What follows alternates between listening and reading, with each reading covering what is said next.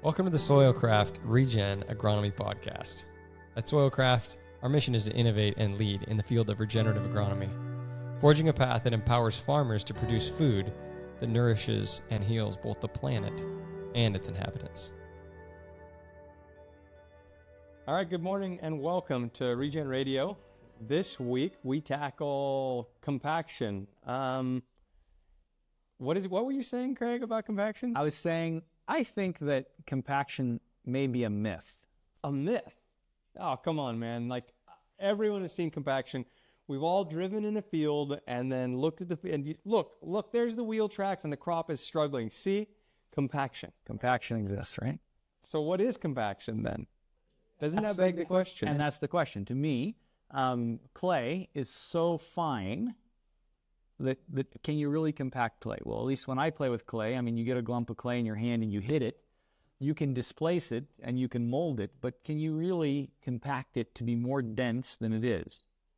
And what is compaction? I mean, if we describe it, it's kind of like saying what is wetness, right? Like that's an emergent property. And you could argue that compaction, maybe we're arguing, is an emergent property.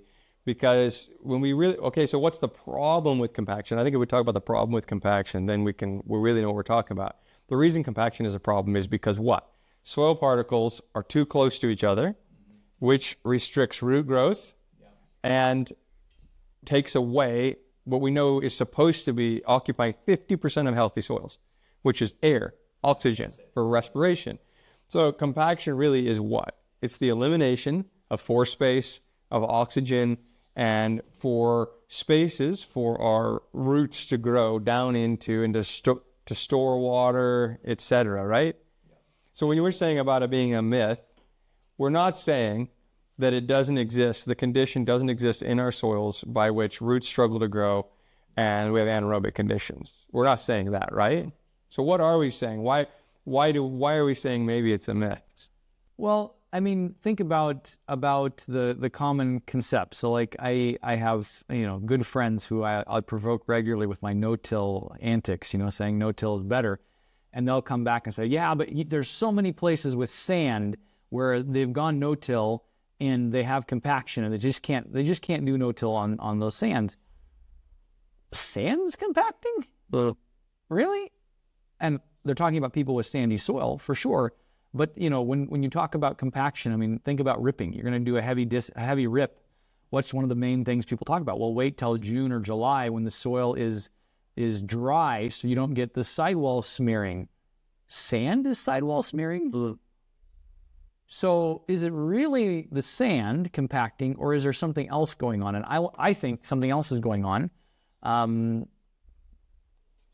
what I've observed. I mean, one of the examples we have mildly heavy clays, not black cotton, but we have a good clay content. And in one of our more clay areas in the field, we did a side-by-side thing with bananas. And whenever we prepare a new banana field, historically we would cross-rip the field in the dry season. And so we had done two things. We had one field that was cross-ripped, and then next to it, I ran out of time to cross-rip because rains came and you don't want a sidewall smear. And so we planted a mixed cover crop and we planted deep-rooted things like sorghum and sunflower and black sun hemp and these things. And Denver can tell you what he observed. We're talking about side-by-side trials, literally adjoining field lines, exactly the same soil types. And tell me what you found out with your penetrometer. Yeah, it was unbelievable, right? I think it was about 3 months into the banana crop. These young bananas and they all look good. I mean, both sides of the field look good. But you can just feel a difference, right? You walk in the side that had the cover crop and you're like, this field feels healthier. And you couldn't see it in the bananas as much as you could see it in what was growing in between the bananas in the rows between. But so you take the penetrometer out and I go into the part with the cover crop and boom, thing sails. I bury it. Doesn't go over 200 psi. Roots can penetrate freely. Like, oh, that's awesome. That's cool. Okay, now we go over to the mechanical rip and it sails until you hit the bottom of where you mechanically ripped. Sure enough, and at that, I think we only, how deep were you ripping? Like 50 centimeters probably. But between 50 and 70 centimeters. Yeah. And so you hit that, boom, you hit that layer and whoa. And then you fast forward a couple months later, worse. You only go 30 centimeters and you hit that layer. But wait a minute, we ripped deeper than this. And we hadn't harvested, so there's been no field traffic, right? There's been no one in those fields creating compaction, right? And we hadn't done anything. We hadn't done any other mechanical tillage in that field. Nothing had been done. How did that compaction layer reform if it was from field traffic, if it was from tillage? There was none. There were no cattle in the field. There was no physical reason. We see this over and over again. I mean, even back in Washington, historically, my family farm, especially to the east of us, as you get closer, anyways, to some of our neighbors, they had what we call caliche. And caliche's it's kind of it's not like gypsum, but it is. It's a calcium, and what it is it forms at a certain layer. And so we had this neighbor who would go out with the biggest ripper and biggest tractor you could find and rip these things up. And you'd have you'd have chunks, mountains, yeah, chunks in this field, boulders of caliche. It wasn't rocks. And they would spend the rest of that season breaking them into pieces, trying to get these big chunks of rocks. It wasn't rock, but broken down. And they'd break it down by the end of the year, and they would plant into it. And then you literally give it a few years' time, and what happens? It disappears. It's gone. You can't find any of those white chunks on the soil, anywhere on the soil. And what has reappeared? The compaction layer at the same level. And it's not at the layer, in this instance, it's not at the layer that we were only tilling, about 4 to 6 inches deep. And it reforms down at about 30 inches, 28 inches. And so it's chemical. So, and when we say chemical, what does that mean? Okay, yeah, so it's clay. We have clay particles in the soil, but we also have calcium, magnesium. We have our bases, sodium, potassium, these bases. And we know it's kind of like oil and water. You put oil and water together, and what happens? They separate out. And the same thing happens with these minerals in our soil. You add water and time, and the minerals that are in your soil will interact in various ways, and you can have these layers that form. They will separate out over time. And magnesium is one of the bigger offenders of that. And so, so what are some of the solutions? Like, obviously, we can go gypsum rip the field. Like crazy. Well, we can gypsum. We could rip the field, which is temporary relief. Feels great. Yeah. We see these chunks. We've done something, and it does. It lets water go in. It lets air come in. And if you do it right, you do it when it's dry, and you get maybe one of those, vertical shank with a duck foot, and you get right into that layer, and it heaves, and it drops, and it shatters. Don't get me wrong. You can more effectively do ripping, and you will see results for 1 or 2 seasons, but it's always coming back. And so then the question is, okay, so like you said, gypsum. Gypsum is a no-brainer. Why? Because sulfur from the gypsum interacts with magnesium, which oftentimes the problem is the calcium-magnesium imbalance, which we have here. So the sulfur interacts with magnesium. We get calcium or magnesium sulfate, Epsom salt. They like to, and what happens? That sulfur goes and attaches to it and releases it from the soil so that calcium, because gypsum's calcium sulfate, calcium can replace it. So it's a bait and switch. And it can work, and it does work well. It can be very effective to a point, but the sulfur can only do so much lifting, and then the problem often always comes back, where you can end up with excesses because you're shifting in one direction. So gypsum can be a good solution. Calcitic lime can be a good solution, and if your pHs aren't neutral or too high, I would argue they can be actually more effective at increasing that calcium level, because if we don't necessarily want to just flush our magnesium. Magnesium is essential. It's good. We don't want to deplete our bank. So calcitic lime can raise it, but we got to watch pHs. So what are some other, also you talk about issues.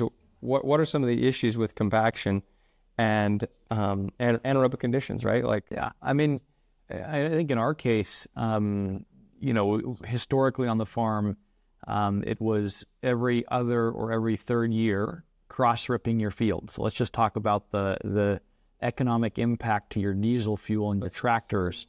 Very expensive, very hard, and you're having to do it every 3 years. Well, because you're driving on your field. Yeah, okay, so you're running a spray rig. Are you running your spray rig with deflated tire pressures so that you have less compaction? There's things you can do, but you're having to do it over and over again. And for us, even with doing that, the problem was the compaction wasn't deep compaction. it was like a brick at the surface. And so, we shifted to the cover crops and we saw infiltration change. So it got better. We shifted to no-till and we had cover on the soil. It got better, but it was still a brick. So for us, there are a few things that changed. Obviously, biology. When we started having a more robust system of earthworms, driven by improved soil amendments, adding those carbons, adding those LABs and other biological elements back into our system, we saw it begin to change exponentially. But something else that was fun, I think it was about 2 years ago, we did a trial on the Rainbox system coming out of South Africa. And I've had probes in the same locations in wheat for about 5 years. You have the probes that go down about 1 meter. You've got different zones, water zones. And then there's an agronomist in South Africa that gives you a weekly report saying, hey, you're overwatering, you're underwatering, your root zone should be here. You're driving the nutrients below your root zone, all of that. And so we installed the Rainbox, and we had run it for about, I think it was just under 3 weeks. And I get a report from the agronomist in South Africa, and he says, hey, you need to dial back your irrigation. You're way over irrigating.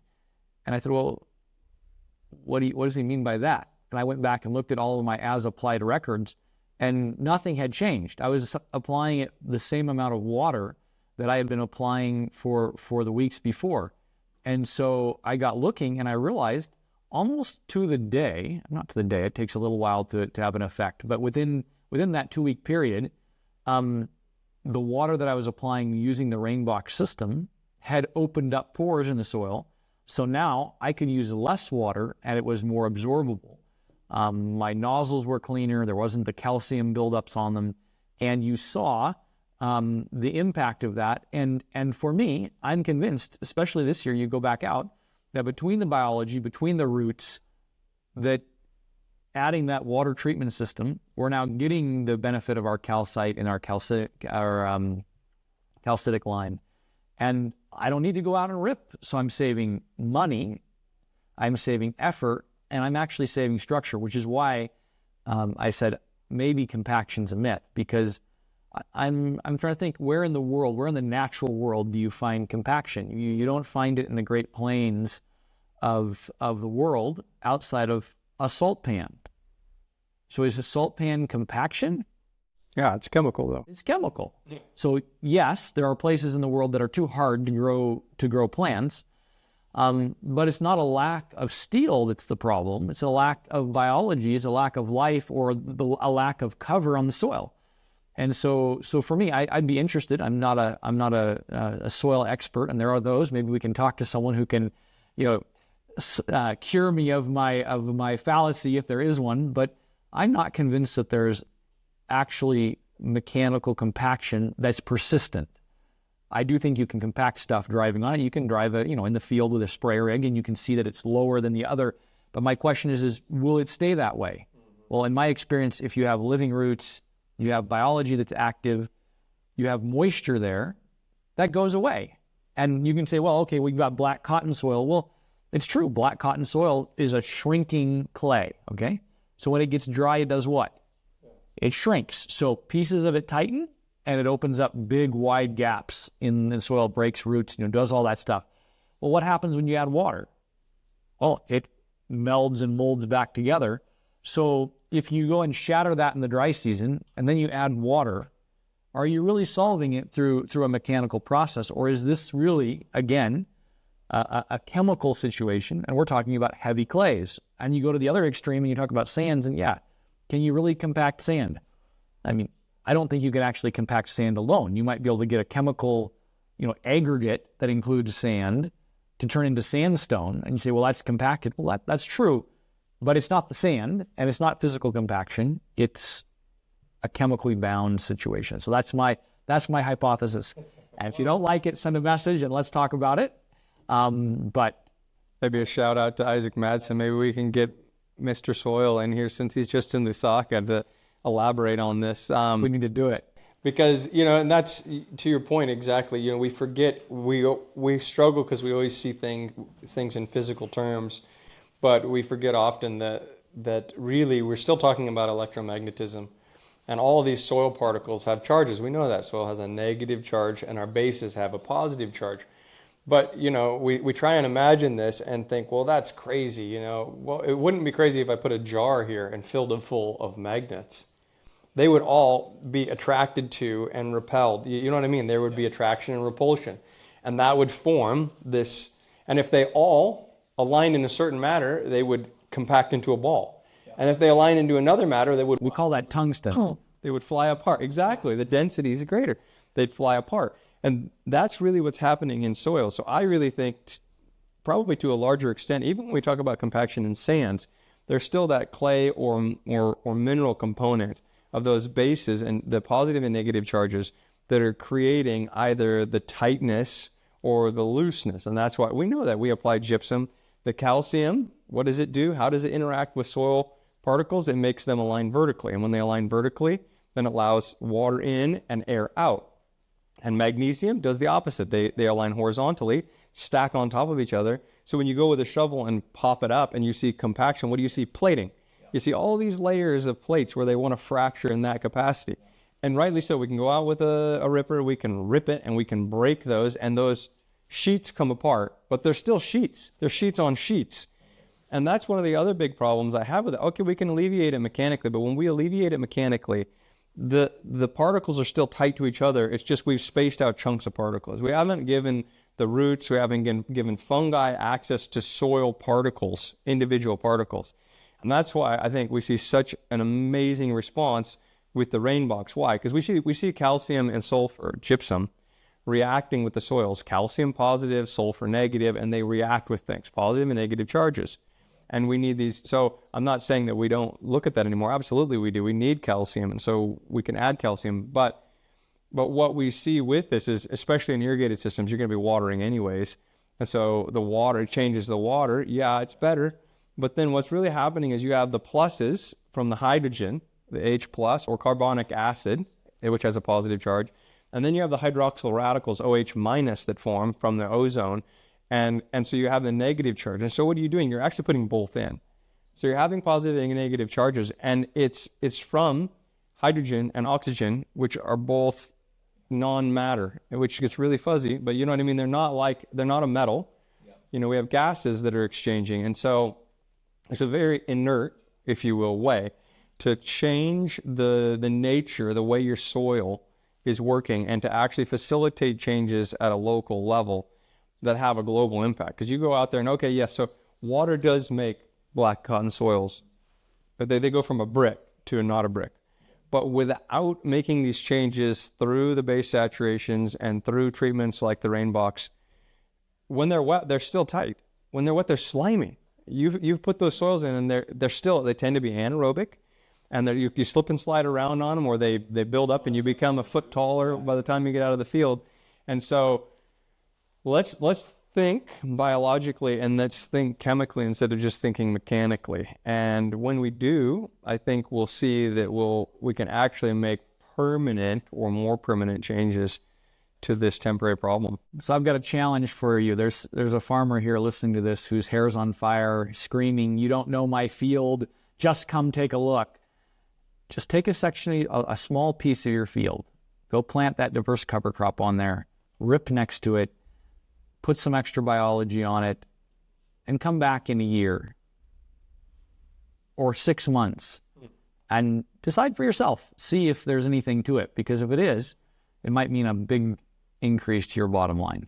You remember, sorry, I know we should wrap it, but you remember on the wheat a couple of years ago, we had the guys were working on a wheel motor or something, and there was a fire. And the fire ripped across, a quadrant of the field. And I was amazed at the compaction in that field. That had nothing to do with mechanical. The residue was burned off. The sun was beating on that soil. And that quadrant of that pivot had compaction for almost 2 years following. And what was amazing to me about that is that the only thing that had changed was the removal of the residue and the impact of the sun on that soil, beating on that soil. And so remember, we had compaction there for almost 2 years, but then we had a problem show up in the field in the subsequent crop, which was we had amaranth that was really beating you up. And what was miraculous is you go out there with the soil penetrometer, and where the fire was and where the fire was not, it was night and day compaction. But what was also amazing was when you'd go next to amaranth or pigweed, you go 2 or 3 inches from that root, you just sail straight down. Because the root exudates, which tend to be mostly acidic, but they're not always, I mean, plants make hydrogen peroxide, they make acid. Those exudates are actually transforming the soil at a chemical level, which is alleviating compaction. And that's amazing. So what you're telling us is that weeds sometimes are the earth speaking back to us. I didn't say it. All right, thanks so much. You tell us what you think about compaction. Give us your instance and maybe some of your solutions. Maybe there's some solutions we didn't mention here. Thanks very much. See you next week. Thanks so much for joining us as we expand our paradigms and explore what's possible in the realm of regen agronomy. If you would like to contact us or learn more about what we do, please visit our website at www.soilcraft.com, as well as our YouTube channel. If you have topics you would like us to unpack or stories, please connect with us so that we can share them with others.